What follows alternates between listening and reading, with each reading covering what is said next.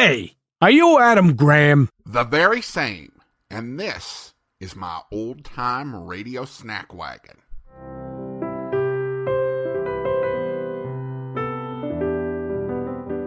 Welcome to the Old-Time Radio Snack Wagon, where we serve up a bite-sized portion of old-time radio. And now, here's your Snack Wagon host, Adam Graham. Hello again, and we are back ready for our third season of serving up old-time radio snacks. And we're continuing our adventures with Lockharts as they explore Europe, and there have been several lost episodes. We'll talk a little more in detail about what we know about that after today's snack. But here now is Abroad with the Lockharts and Sightseeing in London. Once again we are abroad with the Lockharts.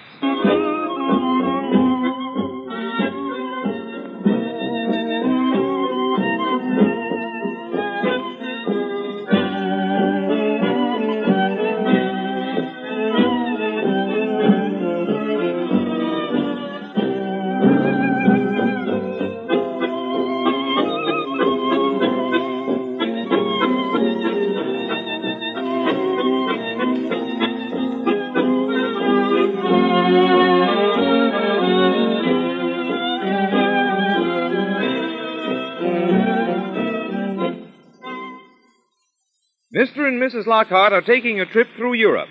That is, Mrs. Lockhart is taking Mr. Lockhart. As you probably know, Mr. Lockhart represents the average type of businessman. Blunt, comfortable, knows his own mind, enjoys his business and community, and would much rather have gone fishing. Mrs. Lockhart represents the pleasant type of housewife, belongs to the woman's club and the literary club of her town, and still retains the spirit of romance. We listen in on them as they are in the hotel in Rome, preparing for a sightseeing trip. Well, my dear, I tell you, I can't stand this heat any longer. I don't find it hot, dear. The hotel is quite cool. When I say it's hot, it's hot. If you didn't take so many of those cooling drinks, you wouldn't feel so hot. Whatever possessed me to come down here with you is more than I can tell. You did it for me, dear. Well, there are some things no man should do for any woman, and this is one of them. You'll feel better after a while. Lord, I suppose old Charlie's taking it easy back home up at the lake, fishing and resting, and here am I, walking my dogs off, looking at things I don't remember 1 minute after I've seen them. Now, dear, that's just exaggeration. You do remember them, and it's not hot. Now, this afternoon, we're going out alone. Just ourselves, dear. And we won't have to hurry. Just take our time. Oh, I can't go out again today, dear. But we must. We've only got a day or so longer here, and there's so much we haven't seen. Oh, it's too hot. If you take off that heavy suit and put on your light one, you'd be doing something sensible. Everyone in Rome wears light suits. And remember the motto, when in Rome, do as the Romans do. If I did as the Romans did, I'd stay right here in this hotel. Now you change your suit and get ready while I send off a note to Aunt Min. Oh. Funny we didn't have any mail from home, isn't it? Well, don't be long, dear. When in Rome, do as the Romans do.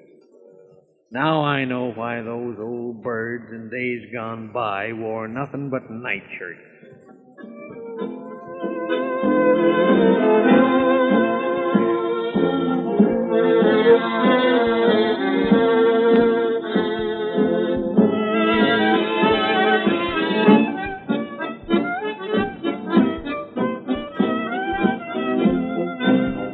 Here we are, dear. Now this is the first stop. Don't you feel cooler here? Yes.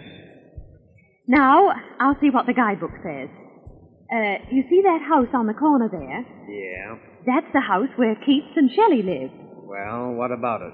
That's where they lived. Well, who are Keats and Shelley? They might be the battery for today's game, for all I know. Oh, Will, it's Keats and Shelley. Well, what did these two birds do?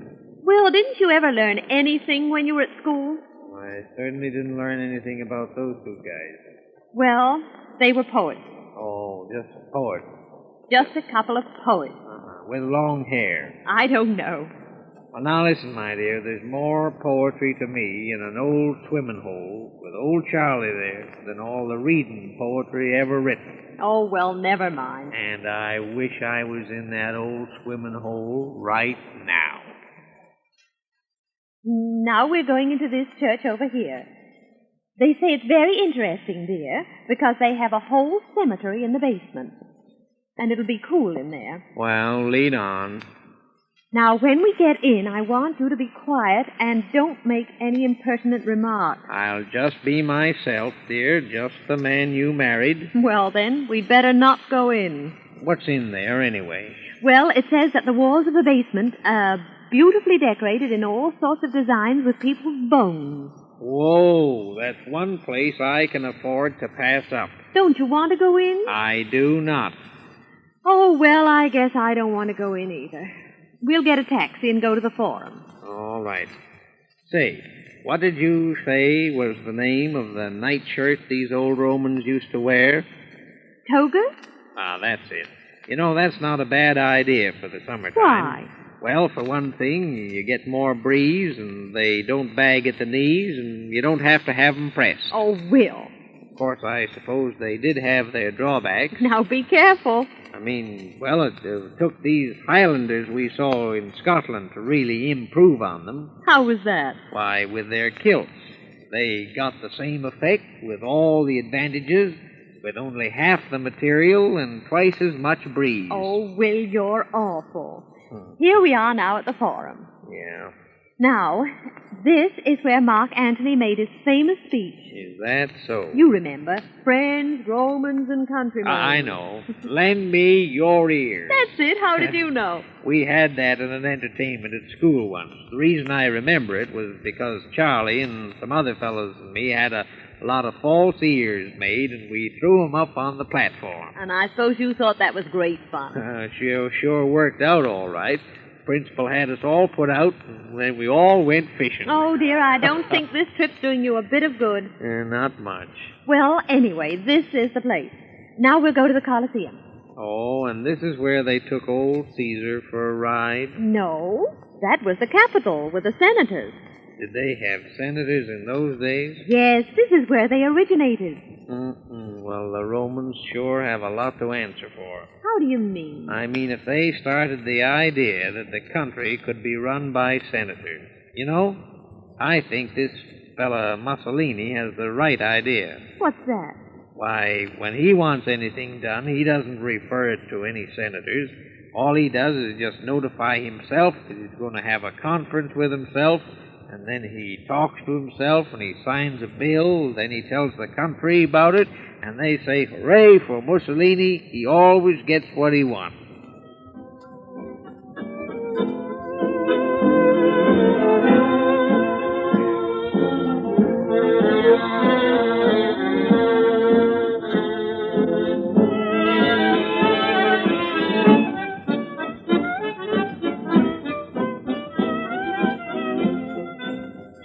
Here's the Colosseum, dear. Isn't it wonderful? Why, it's just like our football stadium back home, isn't it? This is where the Romans held their games and where the early Christians were thrown to the lions. Well. You know, I'll bet those lions were sort of proud to eat those early Christians. Why, Will, what do you mean? Well, I mean just this. Those Christians were honest-to-goodness Christians, I take it, and when old man Lion was handed a Christian, he knew he was getting a good one. Why, dear. But I'll bet if that happened today, Brother Lion would turn up his nose at a lot of them and say, this ain't the good old Christian brand I used to get. Why, Will, you're talking to yourself. No, just thinking out loud. You, see those arches over there? What are they? Do you know? What do you mean, those over there? Those ruined arches? Yeah. They're all falling away. Yeah. Gosh, I wish old Charlie could see them. He sure would sympathize with them. Now, why would he? Why, didn't you know? Poor old Charlie has fallen arches, too. Oh, Will.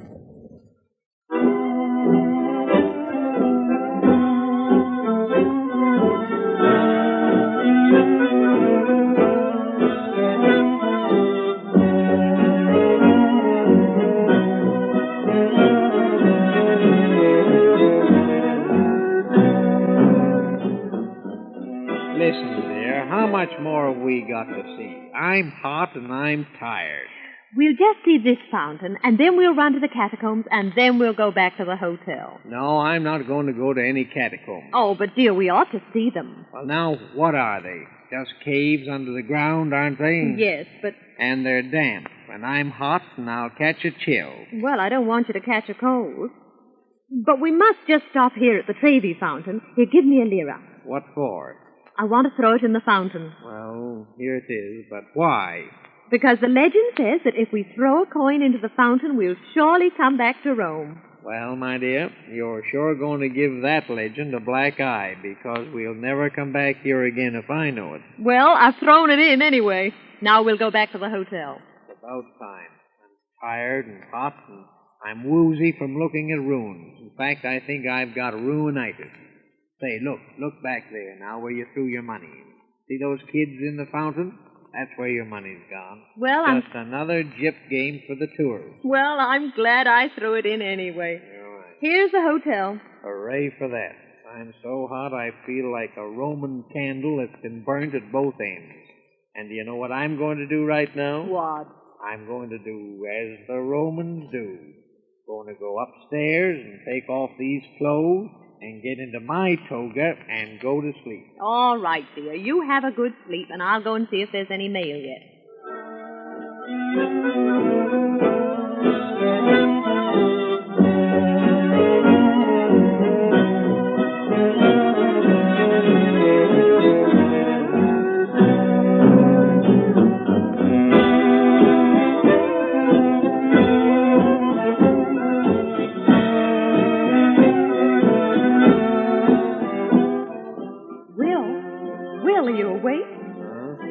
What is it? Here's a letter from Aunt Liz.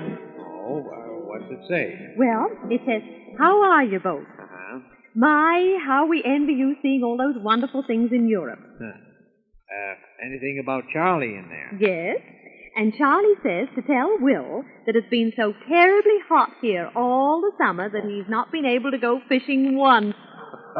Well, what do you know about that? It's been 95 in the shade for the past 5 days, and everybody's just wilted to nothing. Well, how we envy you two, traveling around Europe, enjoying yourselves, while we just sit at home here, too tired to eat and too hot to even talk pleasantly to each other.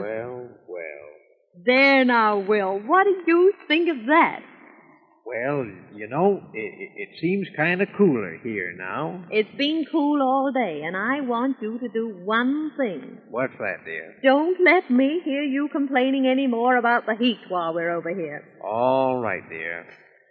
Now I'm going up to lie down and have a rest. All right. Poor old Charlie.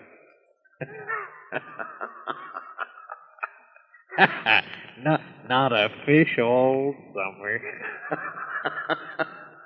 Well, Europe ain't so bad after all. Well, I guess he's pretty nearly right. At any rate, so the Lockharts have had their first experience in Rome. Next week, we hope you will again be abroad with the Lockharts.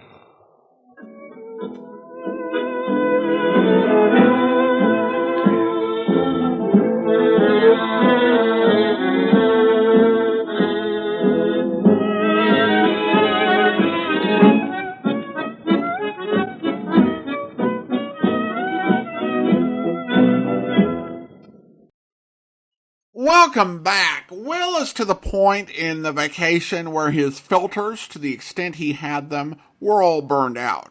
Of course, him and Mrs. Lockhart being the only ones around probably impacts how free he was with his opinions. His Mussolini joke is reflective of a lot of the sentiment and feeling in the late 20s and early 30s. I don't think it was necessarily praising Mussolini, though that might have been the intent. I think it was more a joke about how Mussolini's ability to get things done came from the fact that he didn't have to convince anyone else of the rightness of the decision. However, admiration for Mussolini in the United States wasn't uncommon in 1930. His efficiency at getting things done, as well as the specific policies he advocated, earned him many admirers at this time. Books have been written about the dalliance with Italian fascism during this period from many quarters. Of course, it would all come to a bad end, but this take, ranging from an innocuous joke to perhaps a degree of sincere admiration, reflected where a lot of people were in 1930. As to the Lockharts' journeys, the other episodes of their travels in various countries are missing except for the final one.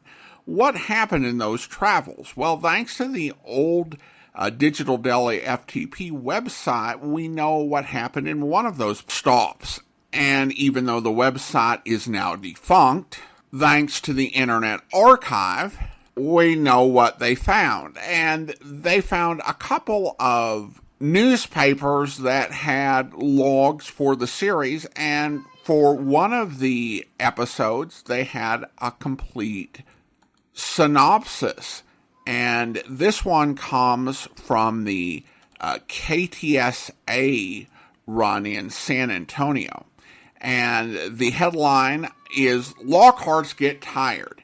In the program Abroad with the Lockharts, broadcast at 9 p.m., we find this typical American couple in Venice about to visit the Doge's palace. Mr. Lockhart is all for sitting in the shade of one of the trees until Mrs. Lockhart comes out, but she insists that he go into the palace and examine every little thing. She starts with the Stairway of the Giants, and this assignment is not a little one for Mr. Lockhart's aching feet. Finally, there's a guide who explains all the wonders of the frescoes of Tintoretto and the work of Galileo, the great astronomer. The guide also points to the wonders of the canal, and by the time he gets to the Doge's palace itself, both the Lockharts are leg-weary. If you'll recall back to the start of this series, the brochure advertised 7 countries in 50 days. We've actually heard them in 3 countries and found about their travels in another. Between the episodes we have details for and the ones in circulation, we have 10 episodes. What about the other 3 countries? Did they go to just one country per episode? Not necessarily. The Digital Deli has, as we said, 2 sets of newspaper logs. KTSA's had 13 episodes in it. And there was another log for KSTP in Minneapolis that had 16 episodes. In addition, the second to last episode on the KSTP log was Sightseeing in Rome. The second to last episode on the KTSA log was Sightseeing in Venice. It's likely that as originally broadcast, Abroad with the Lockharts was a 16-week series. However, the practice of buying syndicated programs in bundles of 13 episodes had already begun. And this is a series where you could easily cut 3 episodes and the series still work.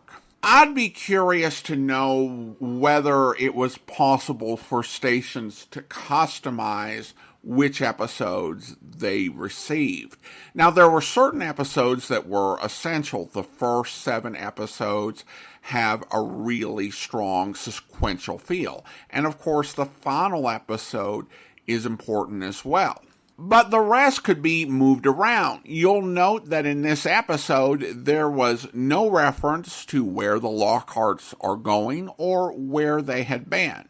This episode could be slotted after the 7th episode wherever you wanted it, provided it made geographic sense. And certainly there are many ways to tour Europe and get 7 countries in.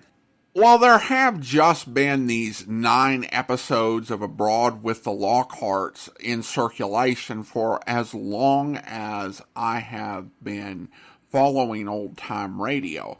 I would love to hear more come into circulation.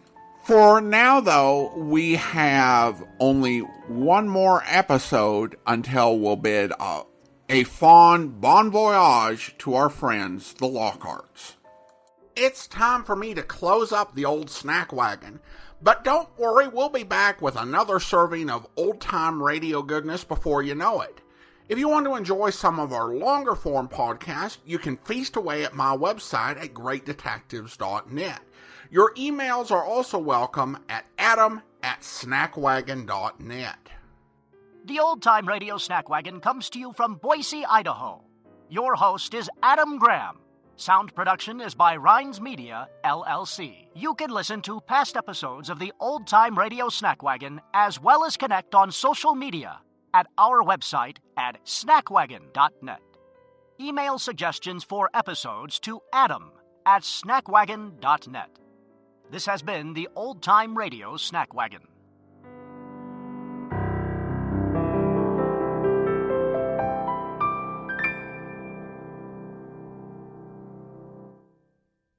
Until next time, goodbye.